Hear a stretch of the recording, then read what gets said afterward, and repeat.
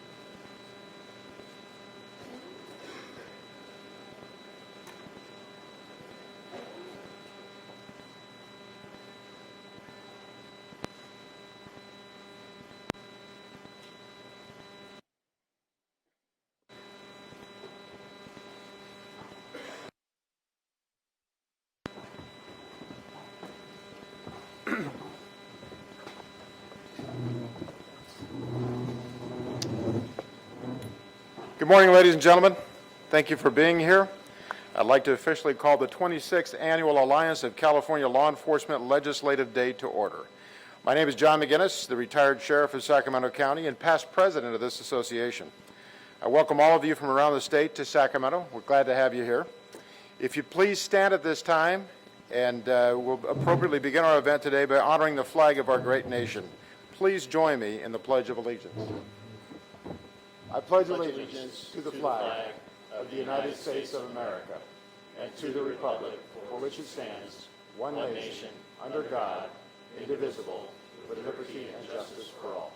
Thank you. Please make yourselves comfortable.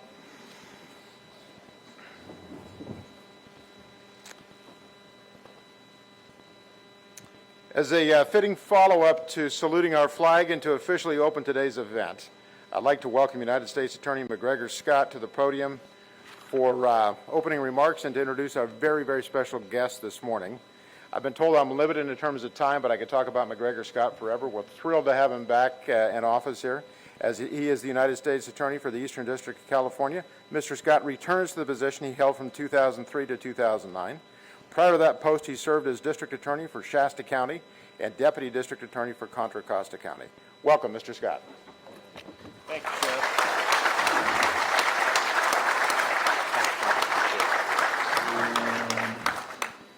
Good morning, everyone. And I think the rain's going to hold off till the end of the day at least, if not till tomorrow, so that's good news. It is my great honor this morning to welcome to Sacramento all of you. I know several of you have come from different parts of the state to be part of this very important conference, and it's become a vital part of the law enforcement community in the state of California. It is my great honor to introduce our speaker this morning, Attorney General Jeff Sessions. General Sessions has worked in and around law enforcement for nearly 40 years. He served for 14 years in the United States Attorney's Office for the Southern District of Alabama, the first two as a line prosecutor, doing the cases, working with the agents, getting the work done, and then for the final 12 as the presidentially appointed United States Attorney, put in that position by President Ronald Reagan. He then served as Attorney General of the great state of Alabama, although I did have to tell him at dinner last night that he's not in SEC territory anymore here in California. And for 20 years as a United States Senator, serving throughout that time as a member of the Senate Judiciary Committee. In my time as United States Attorney, I've had the opportunity to have small sessions with the Attorney General as well as larger groups of U.S. attorneys. And the central message he has conveyed to us is that the North Star of the Department of Justice is the rule of law, and that our job is to do the right thing for the right reasons every single day in performing our official duties. Ladies and gentlemen, please join me in welcoming the 84th Attorney General of the United States of America, Jeff Sessions. Wow. Thank you.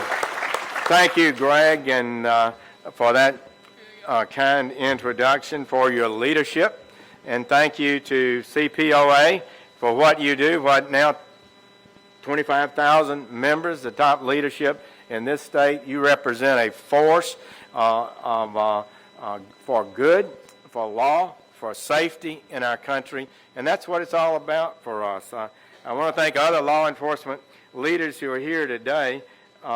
Sheriff Bill Brown of the California Sheriff's Association, Chief Ed Medrano of the California Chiefs of Police Association, Mark Brewster of the California Narcotics Officers Association, District Attorney Tom Reby of the California District Attorneys Association, and Commissioner Warren Stanley of the California Highway Patrol. That's a good group, and I'm honored to be with you in this association.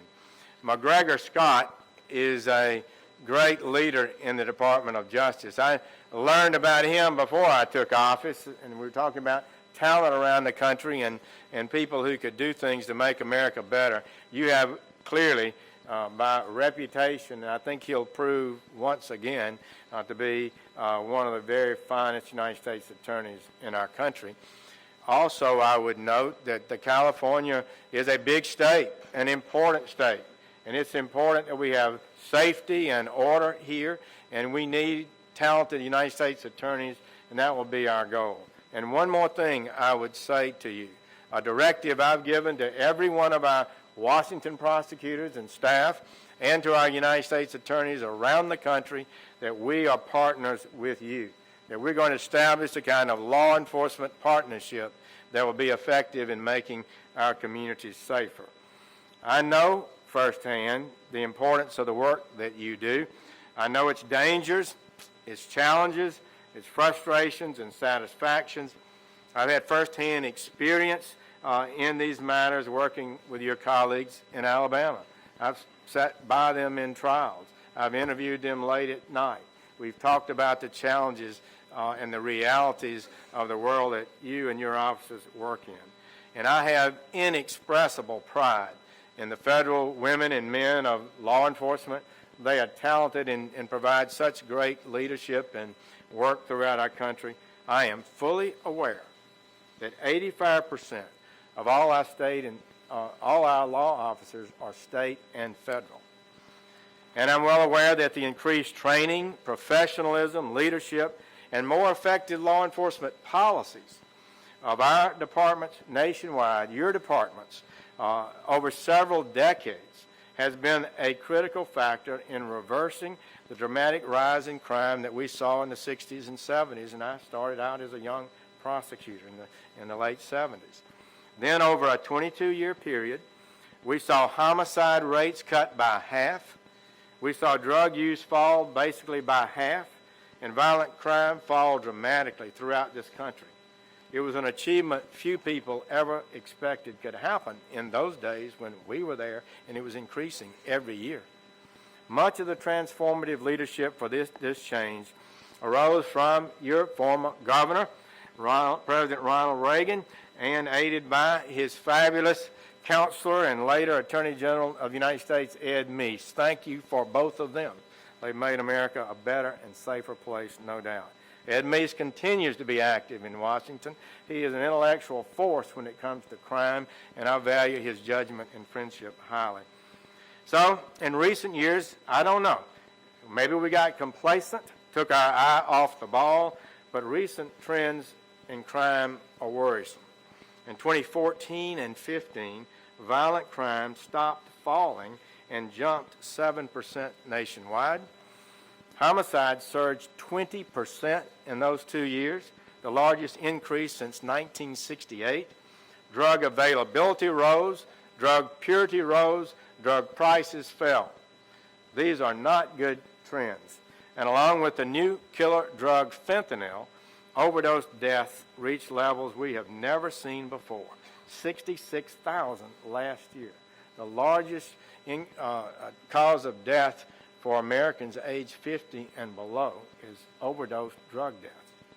This is why his first day in office, President Trump sent me 3 executive orders.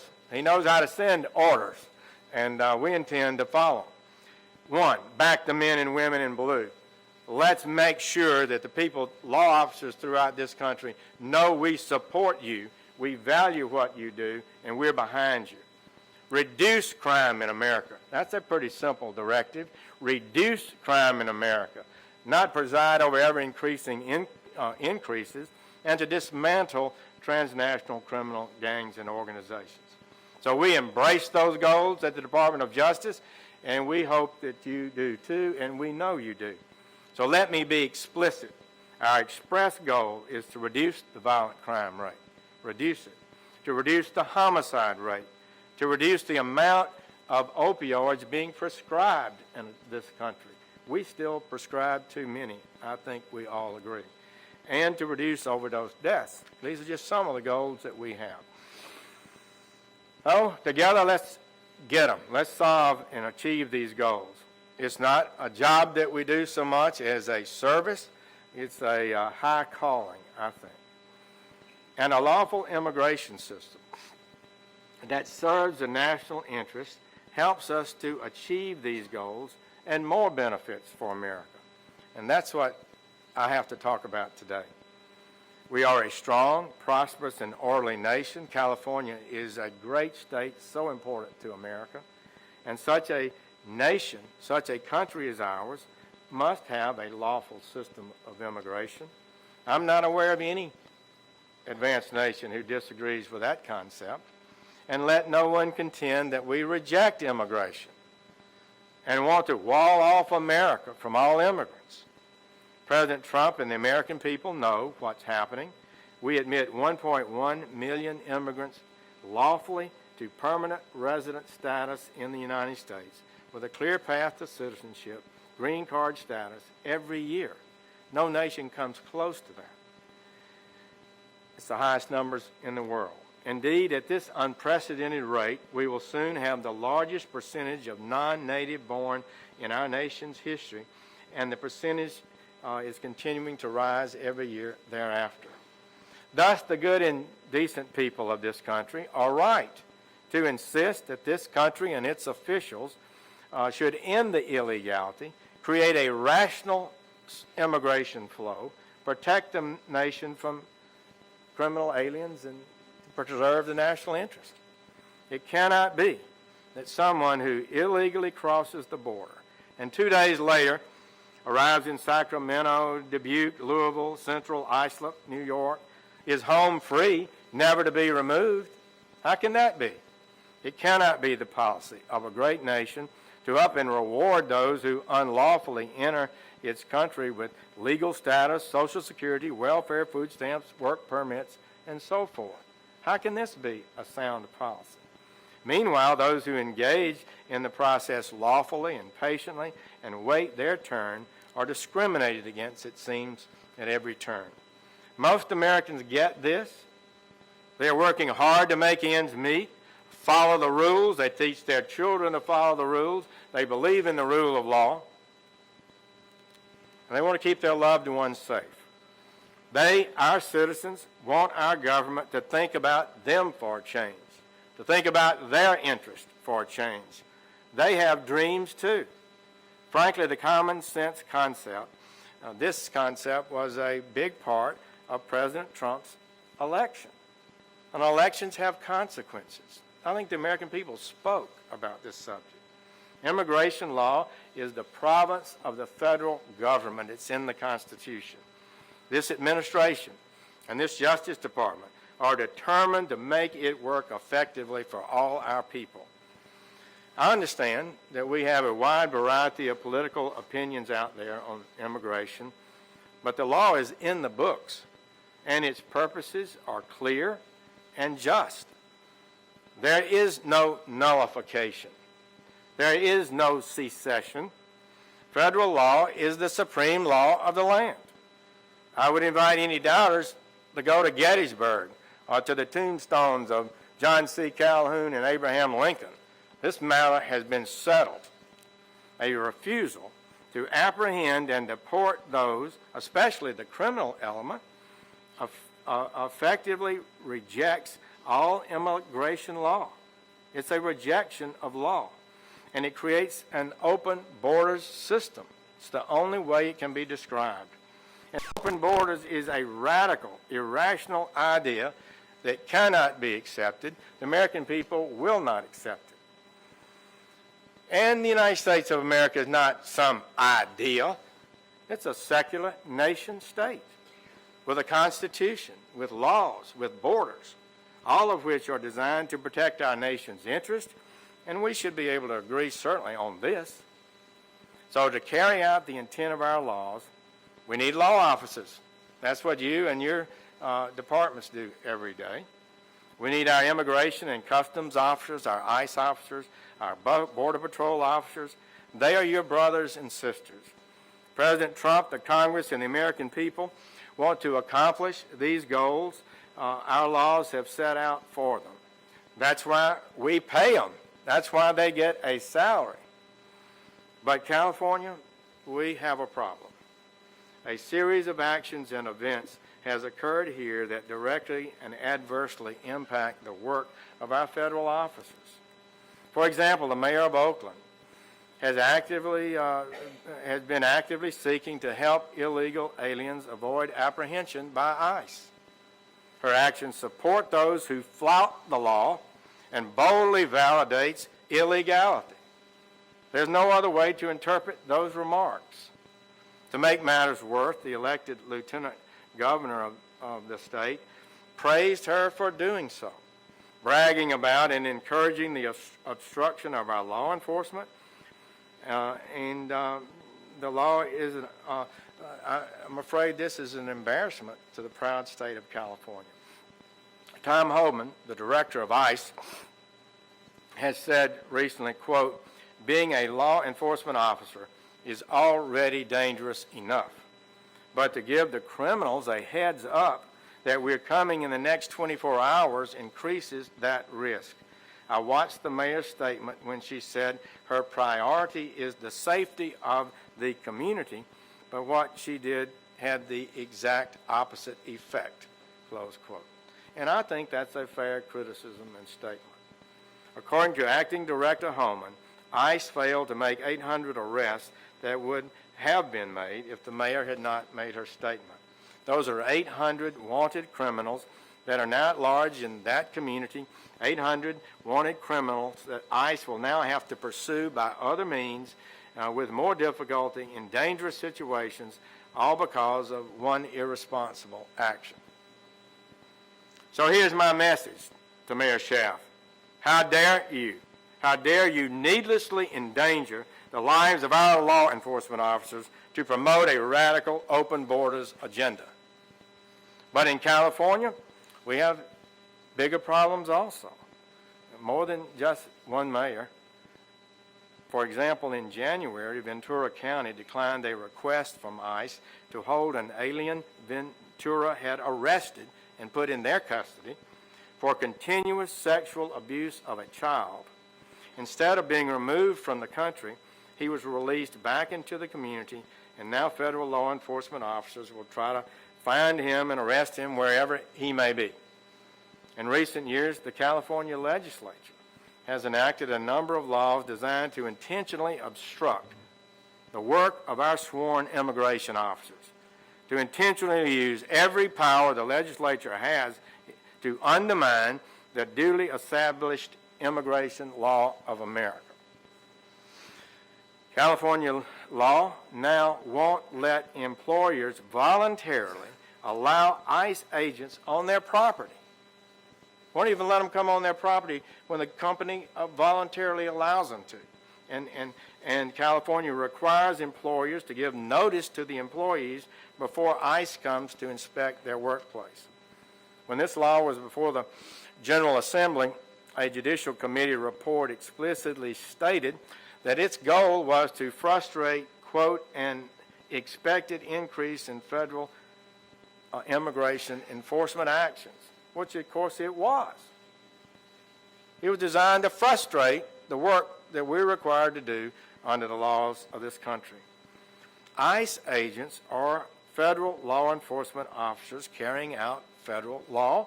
California cannot forbid them or obstruct them in doing their jobs. just imagine if a state passed a law forbidding employers for cooperating with OSHA in ensuring workplace safety, or the Environmental Protection Agency for looking after polluters. Would you pass a law to do that? And just think about the situation it puts California employers in.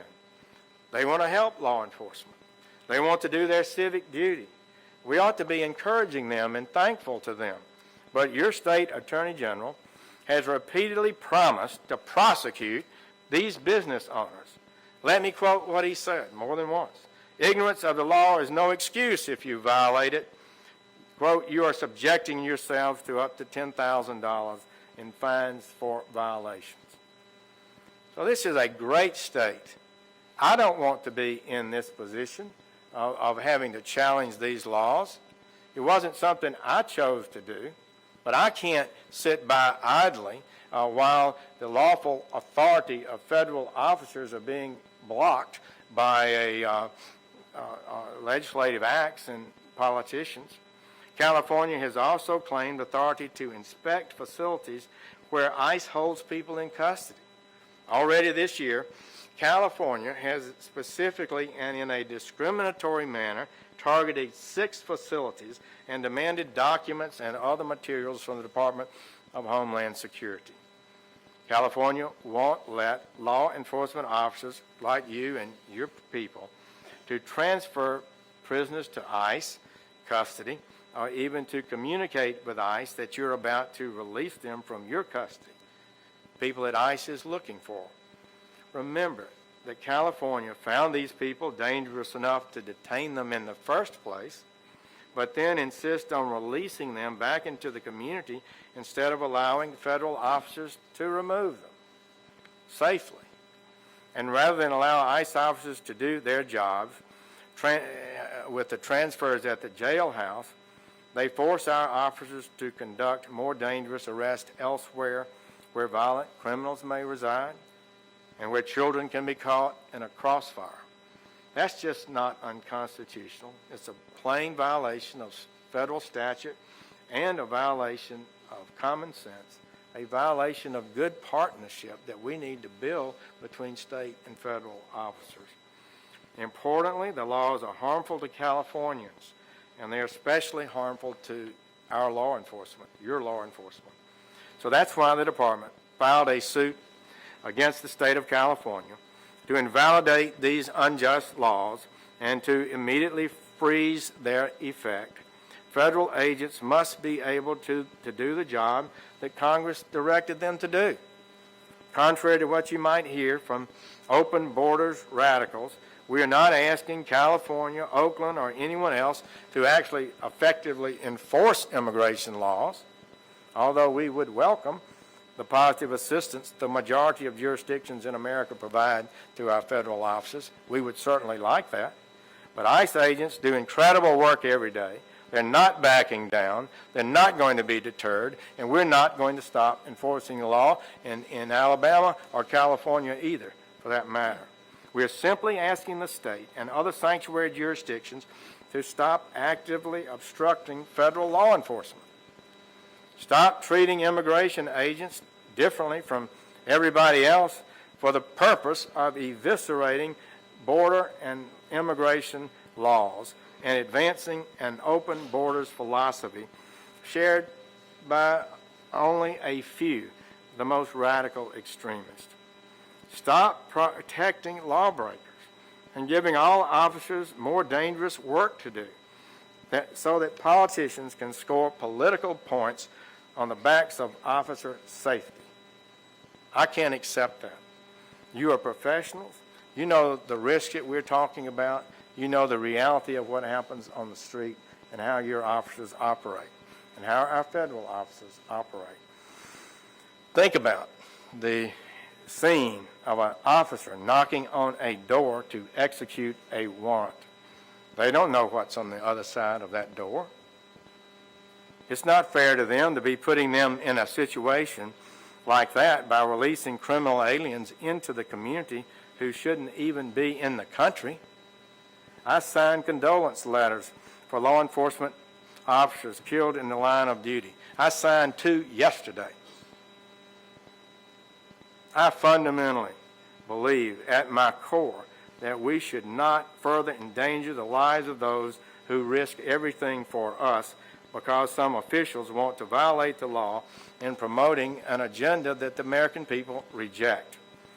So California absolutely, it appears to me, is using every power it has, powers it doesn't have, to frustrate federal law enforcement. So you can be sure I'm going to use every power I have to stop that. We are going to fight these irrational, unfair, unconstitutional policies that have been imposed on you and your officers, on our federal officers. We are fighting to make your job safe.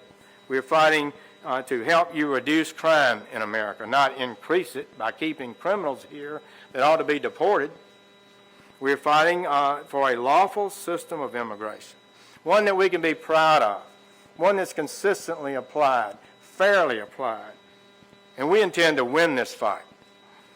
So I'd like to close by reiterating my deep appreciation and profound thanks to all the women and men of law enforcement, federal, state, local, tribal.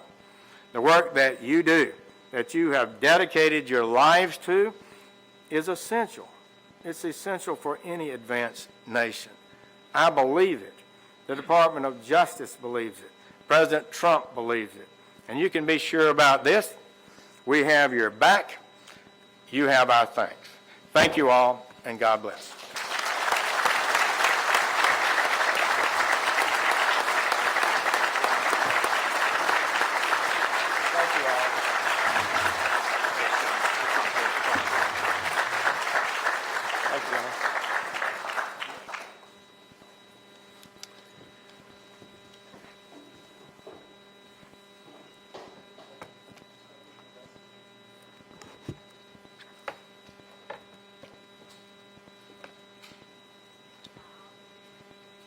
Well, as we begin to regroup, we'll actually start the closed portion of the gathering in some, I think,